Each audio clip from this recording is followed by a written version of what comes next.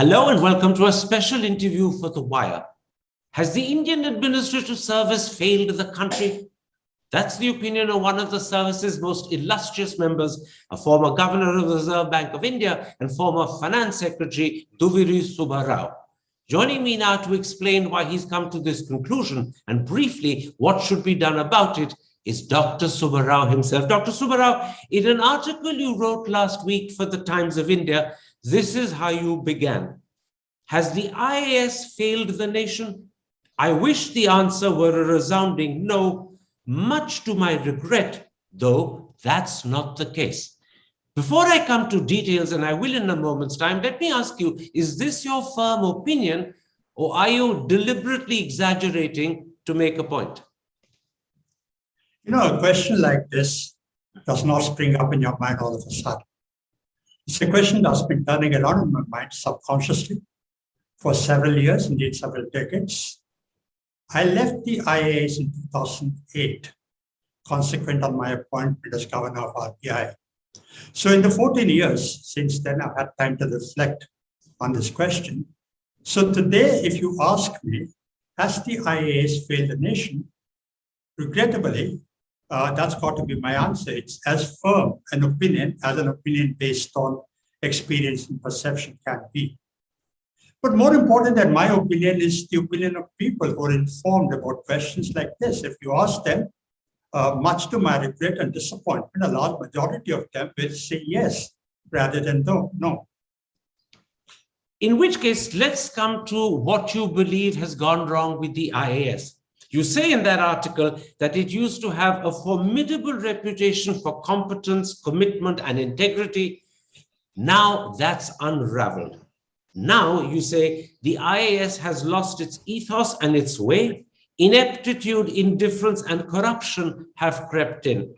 So I imagine what you're saying is that today the IAS is neither as competent as it should be, nor as honest and incorruptible as it needs to be. The short answer to your question, unfortunately, is yes. Let me explain. There are two issues there, corruption and competence. First, let's take corruption. I certainly believe that the IAS today is not as incorruptible or as honest as it should be, or as indeed as it used to be. A lot of corruption has crept in. We see it in our public domain every day, in the newspapers, on TV, increasing incidents of corruption in the IAS. But while on the topic of corruption, let me say this. Not everybody who is caught for corruption is corrupt. Not everybody who is not caught for corruption is clean. You know, there are a lot of type 1 and type 2 errors that statisticians talk about. A lot of corrupt people get away with it. A lot of clean people get caught. But certainly, the incidence of corruption is much higher than before and much higher than it should be. Actually, the incidence of corruption in an ideal system should be zero. On the second part of the question, is the IAS as competent as it used to be? I must say again that it's not as competent as it should be or as it used to be. Let me explain so that I'm not misunderstood. The IAS still attracts some of the best talent in the country. But that talent gets atrophied because people become lethargic, people lose their energy and enthusiasm, they become cynical for whatever reason. So they fail to perform, they perform below their capacity. So what I mean by incompetence is not delivering as expected, not because they have no talent, but because they've given up the effort. I'll come to that. Stop? Sorry, please carry on. I also must say that a lot of people tell me that the IAS today does not attract the best and the brightest. I don't agree with that. It is true that in the top creamy layer of talent, a lot of people, the best and brightest, go away for careers in the private sector, careers outside the country. But the talent pool in the country is so wide and so deep that there is still talent left, creamy layer of talent left that comes into the IAS. I'll come to what you said about people not performing up to their capacity in a moment's time, because that's to do with the culture and environment within which the IAS operates. But first, let me pick up on something else in your article. You said that an unnamed chief minister had given you an indication of just how deep the rot has gone. He said to you, 25% of IAS officers are callous, corrupt, or incompetent.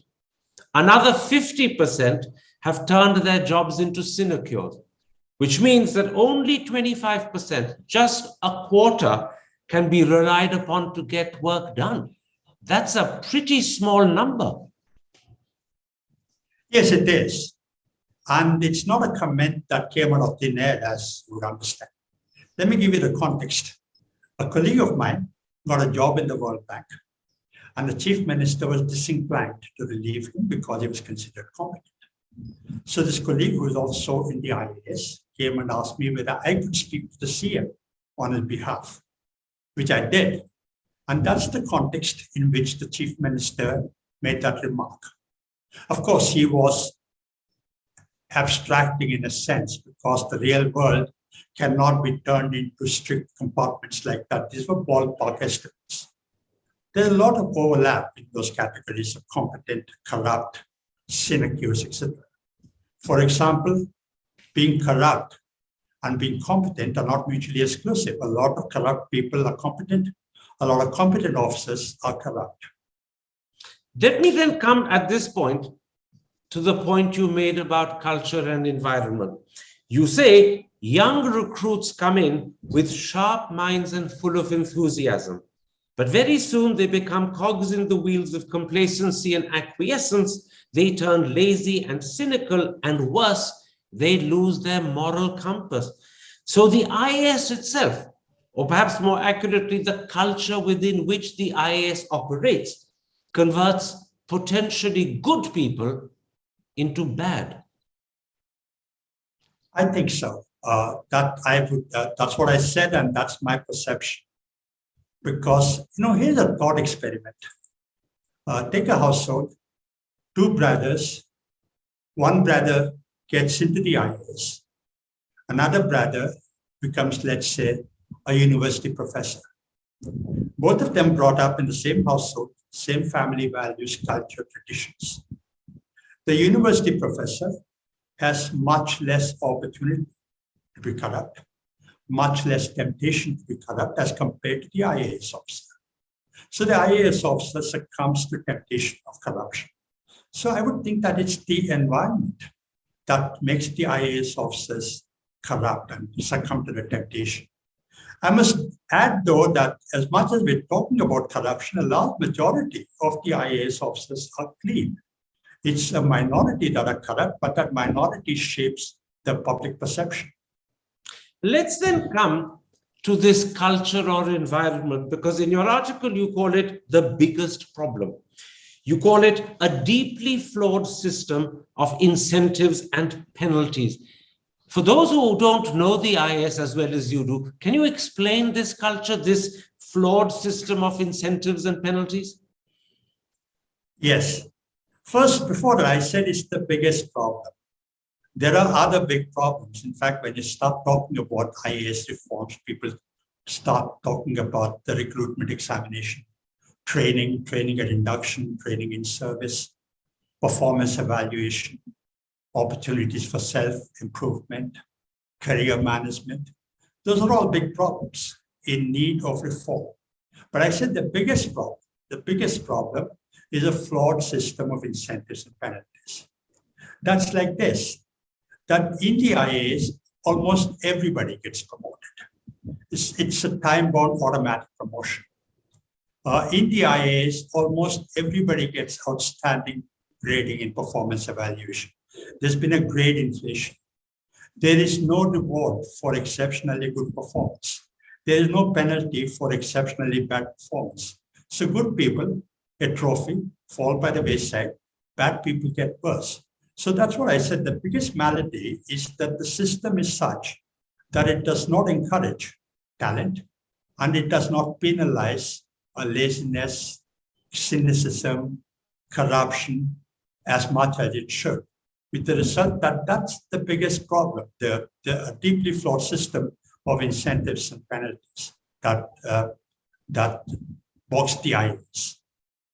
If I understood your Times of India article correctly, the problem is in fact twofold. First, as you said just now, smart young officials are not guaranteed that they will rise to the top. And secondly, the corrupt, the lazy, and the incompetent don't get weeded out. Worse still, they keep getting promoted. And as you said, they keep getting outstanding gradings when their performance is being graded.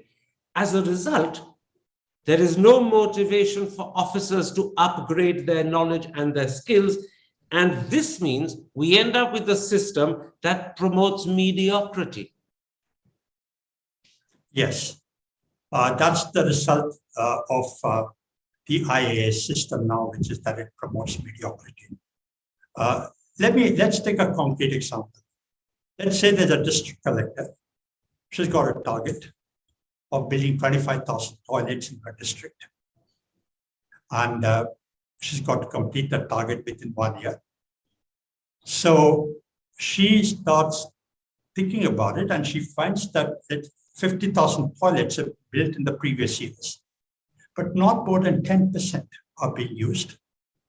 And she starts investigating because of bad design, bad location, the household not taken into consultation, there's no water connection or whatever it is. So as she starts rectifying all this, she fails to meet the target. She builds only 10,000 toilets instead of 25,000. But she's not rewarded for building 10,000 effective toilets. On the contrary, she might get penalized. Now, as I'm talking to you, some analogy from tennis comes into my mind. In tennis, a good player tries to hit winners. And the more winners you try to hit, you also make unforced errors. So, more winners you hit, more unforced errors you make. On the other hand, there can be a percentage player who tries to minimize errors, but he ends up being a mediocre player. The IAS promotes that mediocrity, someone who commits the least number of errors rather than somebody who's trying to score winners. You know, that first example that you gave of the district collector and the building of toilets is particularly telling, because a district collector who builds 10 or 15,000 toilets that work, that function and are used, gets penalized because she's missed the target of 25,000. But another person who builds the 25,000, but they're badly located, they don't have water, they're unusable, gets rewarded, even though actually the toilets are useless. And this is the problem, the discretion to evaluate on the basis of successful performance as opposed to simply meeting a target, but it means nothing. That discretion is missing. That is a big problem, isn't it? Because the system, therefore, fails to distinguish between good work and simply meeting your target. Yes, the system fails to distinguish between effective good work, delivering results, and meeting targets, or indeed even not meeting targets. You know, some people who don't meet targets just get away, but somebody who tries to do a good job might get penalized. That's what I meant by a flawed system of incentives and penalties and promoting mediocrity. And there's a corollary to this, which I imagine automatically follows. This means risk aversion rather than innovation and change become the basis on which IAS officers function. In other words, they function to cover their back rather than to excel. Because when you seek to excel, you will sometimes make mistakes, right? Those are inevitable. Absolutely. But when you seek to cover your back, you minimize mistakes, but you don't achieve very much. Absolutely. You said it better than I can. You know, we see it every day. People who take bold decisions in good faith getting penalized because years later it is discovered or its acts are malafide attributed to them. On the other hand, people who play safe just move up the system. You know, let's take that collector of the 25,000 toilets once again, just to use that example. Let's say this collector, she's given 25,000 toilets to build, And there's a formula for allocating them across the various blocks of the district. While she's doing that, she finds that part of her district is coastal, cyclone prone. So she decides that she must front load building of toilets in the coastal area before the cyclone season comes. But an MLA goes and complains to the authorities that she's playing partisan politics. She's diverted from this constituency to an opposition MLA's constituency.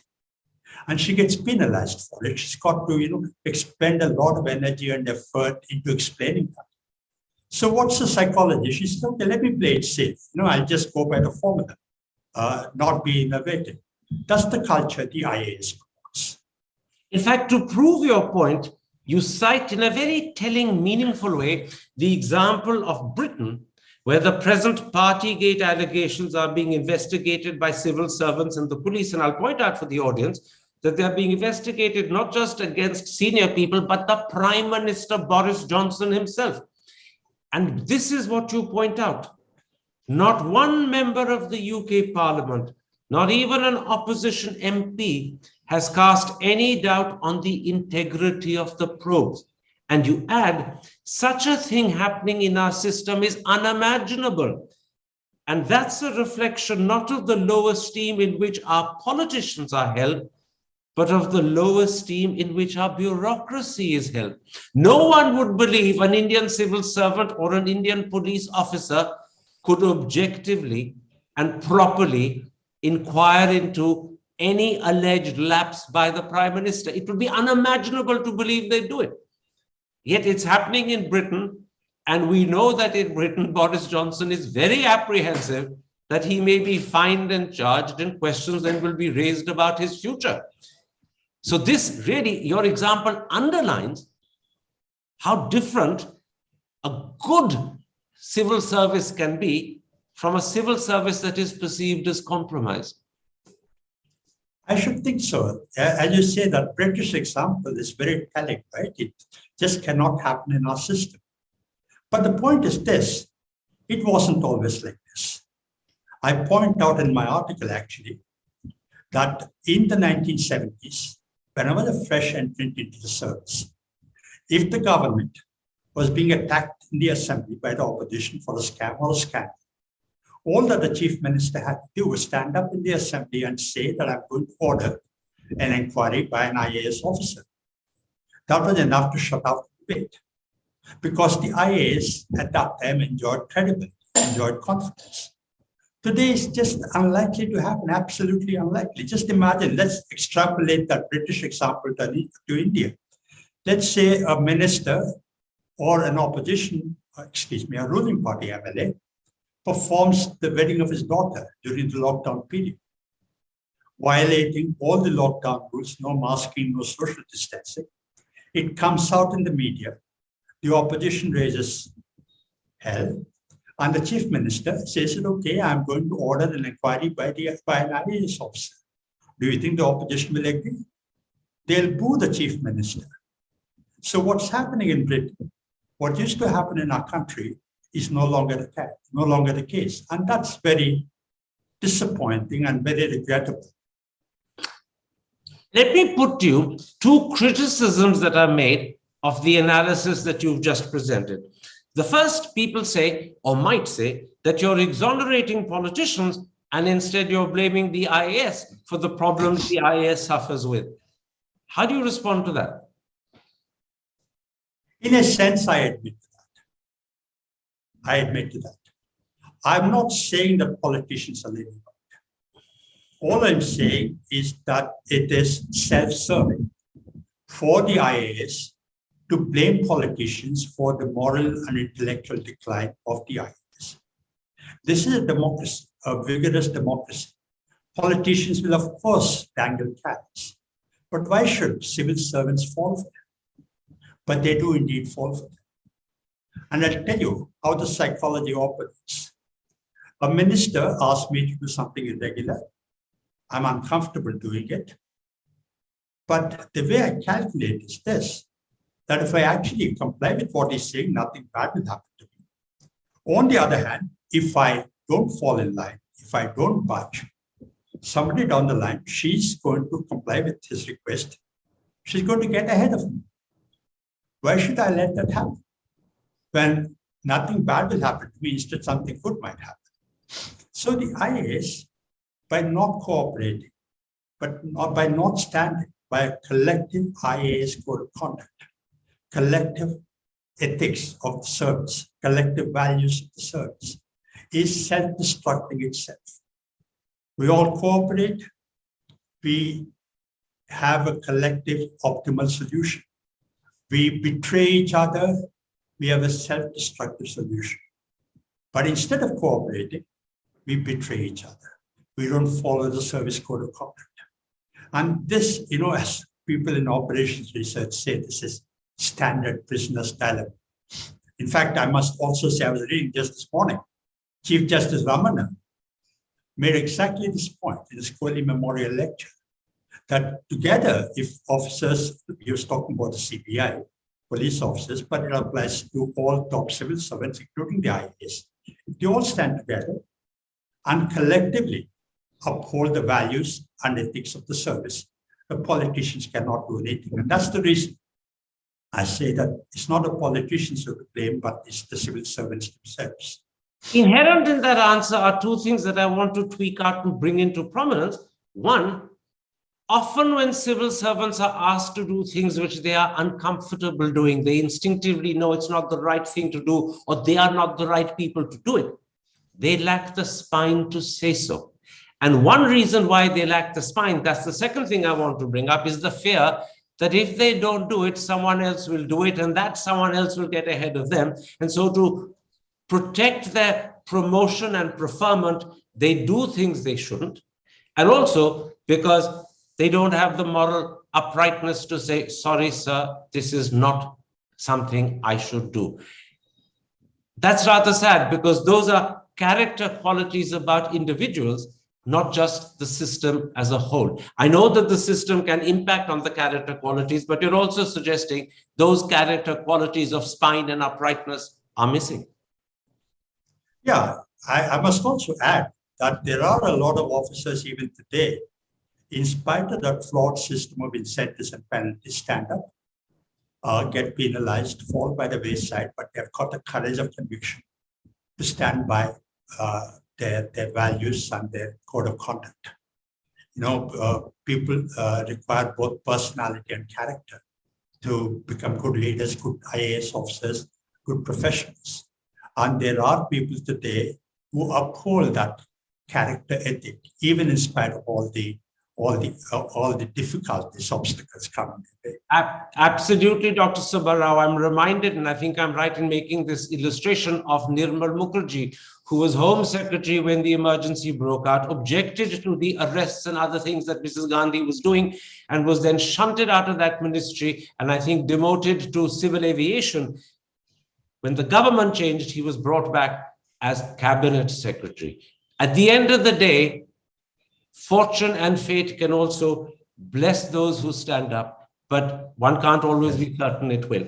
There's one other criticism that's... I just want to add one thing to what you've said. You heard of Nirmal Mukherjee because he was in a high position, and everybody's read about him, heard about him. But there are lots, hundreds of unsung heroes like that. We've not heard about them. They're not come into books, but there are hundreds of them. Absolutely. And the goodness of our country and the goodness of our people depend upon the strength, the courage, and spine of the unsung heroes. That's absolutely true. The only sad thing is that the chief minister who spoke to you said that's just 25% of the service. It's not a very large number. There is a second criticism that's likely to be made of your analysis. And the criticism goes like this. It's because earlier generations of civil servants set bad precedents that they have been then followed by later generations. And as a result, this has ended up as becoming accepted practice. The problem lies not with the present generation, but with the past.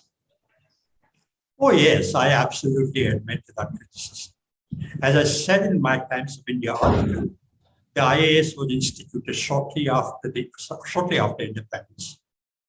And in the first 2 decades, We had outstanding officers who built the traditions, values, and culture of the service, built a formidable system of development administration, earned formidable reputation for the service for commitment, integrity, and competence. But in subsequent decades, that reputation started unraveling, and I was a traveler in that system. So my generation and subsequent cohorts must take responsibility for all the looseness, all the corruption, all the cynicism, all the lack of performance that has crept into the service.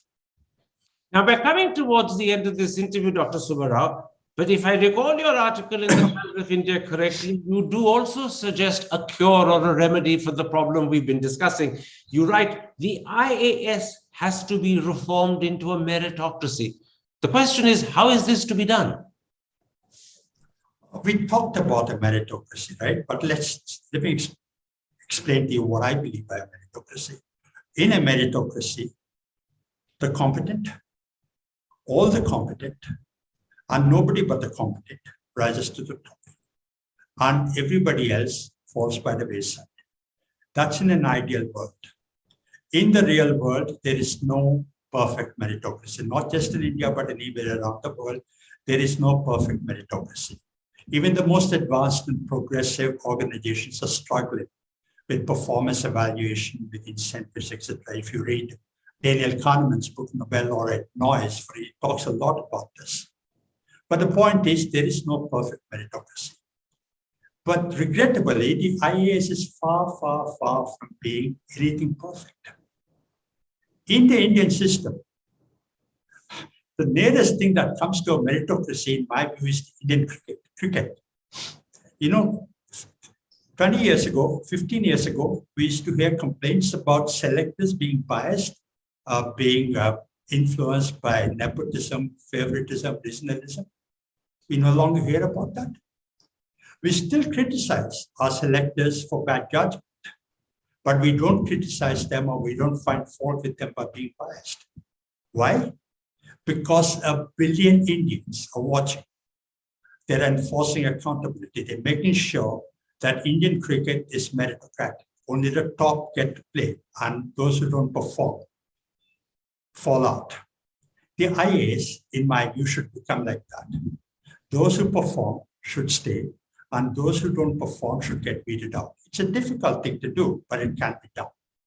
In earlier articles, you suggested two things, and I'd like very briefly to raise each of them with you. First, you suggested the need for lateral entry into the service. Now, over the last few years, that has in fact begun. But you went 2 steps further. You said lateral entrance should only be admitted on the basis of examinations. And secondly, you said lateral entrants must spend 5 of their first 10 years in field postings. The problem is lateral entrants are people who are in their 30s or even in their early 40s. They're people who've had a fairly successful career, maybe even a distinguished career in some other field.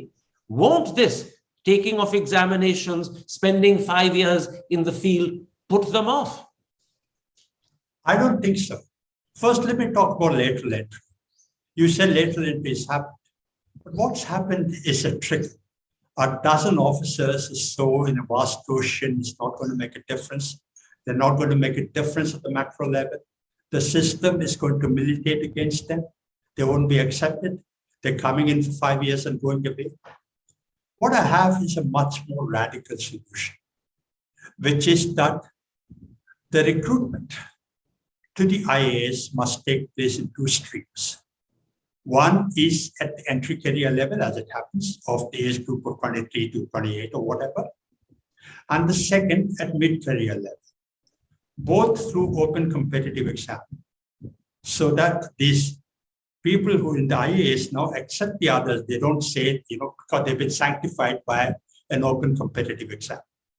I believe that a lot of mid-career professionals will still try to spend time and effort to write a competitive exam and get into the IAS.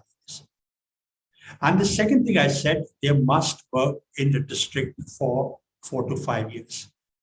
Why did I say that? Because the USP of the IAS is district experience. What distinguishes the IAS from every other civil service and indeed every other job, is their exposure to what's happening in the field. And I think that should be preserved. And that's the reason I believe this. I said that these people must go and work in the district for 5 years so that they have district immersion. Indeed, left to myself, I would say that every IAS officer, no matter which stream is coming in, which stream she is coming in, must go and work in the district for first having worked, let's say, being a district collector for 3 years early in the career, must go back for 6 months, once every 10 years, to renew their exposure to the real world. Let me also tell you this, that being a district collector in India is one of the most exciting, most challenging jobs the country can offer. There are few jobs like that, and there's enough people, talented people, who jump into that.